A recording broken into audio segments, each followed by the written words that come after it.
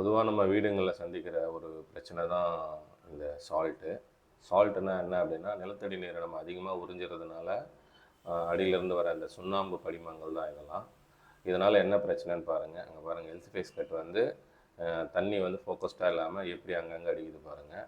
இதுதான் இதோட பிரச்சனை. அதுக்கப்புறம் வேறு எங்கெல்லாம் நம்ம இந்த பிரச்சனையை சந்திப்போம்னு பார்த்தீங்கன்னா, பாத்திரங்கள் ஒரு ஷிங்க்கு அந்த இடம், அப்புறம் மற்ற வந்து பாத்ரூம் டேப் எங்கெல்லாம் வச்சுருக்கோமோ அங்கெல்லாம் நம்ம பிரச்சனையை சந்திப்போம். இங்கே பாருங்கள், இது இந்த வாஷ் பேஷனில் இந்த தண்ணி வந்து நாங்கள் போட்டு ஃபிட்டிங்ஸ் போட்ட ஃபஸ்ட் நாளில் கொஞ்ச நாள் நல்லா வந்தது. அதுக்கப்புறம் பார்த்திங்கன்னா போக அதோட பர்ஃபார்மன்ஸ் குறைஞ்சிது. தண்ணி பாருங்கள் எப்படி அடிக்குது பாருங்கள். ஒரே ஃபோர்ஸாக கீழே ஊற்றாமல் எல்லா பக்கமும் ட்விஸ்ட் ஆகி தண்ணி வந்து பிரிஞ்ச மாதிரி அடிக்குது. இதனால் வீட்டில் இருக்கிற லேடிஸ்க்கு பாத்திரங்கள் வரலாம் ரொம்ப கஷ்டம், சவாலாக இருக்கும். அதனால் என்ன பண்ணலான்னு நான் யோசிச்சுட்டு இருக்கும்போது, சரி அந்த ஃப்ரண்ட்டில் இருக்கிற அந்த நாசியில் மட்டும் நான் கழட்டி எடுத்து பார்க்கும்போது பார்த்திங்கன்னா எவ்வளோ சால்ட்டு கண்டென்ட்டை பாருங்கள்.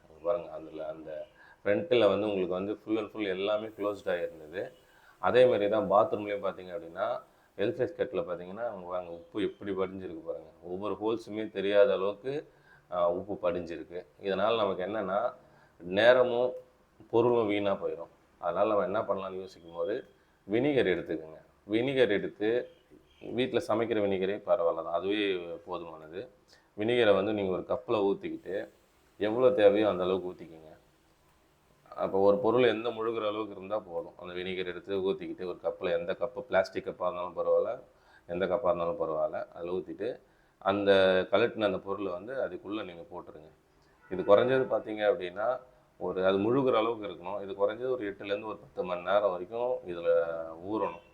ஊறினா தான் அது வந்து உங்களுக்கு வந்து ஒர்க் பண்ணணும். அது உப்புலாம் கண்டென்ட்டெல்லாம் எடுக்கும். அது அவசரப்பட்டு நீங்கள் முன்னாடி சீக்கிரம் எடுத்துடாதீங்க. ஒரு 8 டு 10 மணி நேரம் அதில் ஊறுற மாதிரி இருக்கணும். எடுத்துகிட்டு எந்தெந்த பக்கம் படணுமோ அந்தந்த பக்கம் திருப்பி கூட நீங்கள் வச்சுக்கலாம். அதனாலலாம் ஒன்றும் கிடையாது. இப்போ வந்து பார்த்தீங்க அப்படின்னா அந்த எல்ஃபேஸ் கட் எடுத்துகிட்டு நான் எடுத்து ஓரம் வச்சுருக்கேன். ஒரு 8-10 மணி நேரம் ஆயிடுச்சு. ஒரு பொருளை எடுத்து தனித்தனியாக வைக்கிறேன் பாருங்கள். இப்போ லாஸ்ட்டாக பார்த்தீங்கன்னா நான் ஊற்றும் போது வினிகர் வந்து கிளியராக இருந்தது. இப்போ பார்த்தீங்க அப்படின்னா வினிகரில் பாருங்கள், அது கீழே கப்பில் பார்த்தீங்க அப்படின்னா எவ்வளோ அழுக்கு இருக்குது பாருங்கள். இது எல்லாமே அந்த சால்ட்டு கண்டென்ட்டு தான் பாருங்கள். அதுலேயே பாதி ஊறுலேயே பாதி வந்துடுச்சு. அதுக்கப்புறம் நீங்கள் வந்து ஒரு ப்ரெஷ் ஒன்று எடுத்துக்கோங்க. அதான் யூஸ் ஆகாத பழைய ப்ரெஷ்ஷு.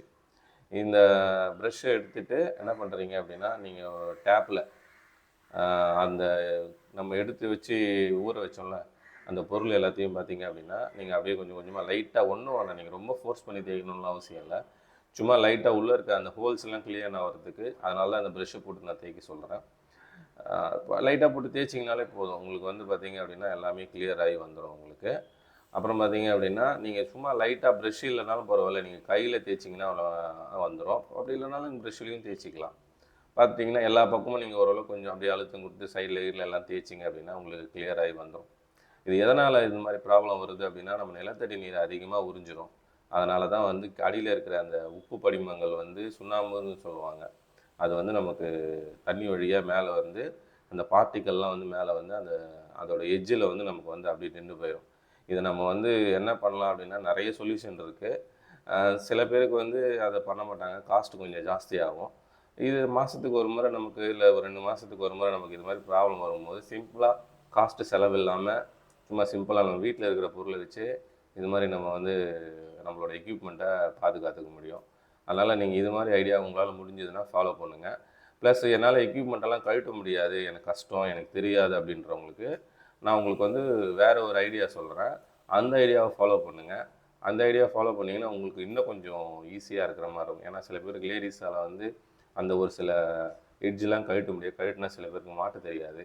அதனால் அவங்க யோசிப்பாங்க, இதை கழட்டணுமா, இதுக்கெல்லாம் நீங்கள் ப்ளம்பரை கூப்பிட்டுட்டு அதெல்லாம் சரி பண்ணால் அவங்க ரீப்ளேஸ்மெண்ட் பண்ணணும்னு சொல்லுவாங்க. அதெல்லாம் வேணாம், சில பேர் தூக்கி போட்டுட்டு வேறு வாங்கிக்கலாம் அப்படின்வாங்க. அதெல்லாம் தேவையில்லாத செலவு. இப்போ பாருங்கள், நான் க்ளீன் பண்ணிட்டேன். க்ளீன் பண்ணதுக்கப்புறம் நீங்கள் முதல்ல பார்த்ததுக்கும் இப்போ பார்த்ததுக்கும் எவ்வளோ வித்தியாசம் இருக்குது பாருங்கள்.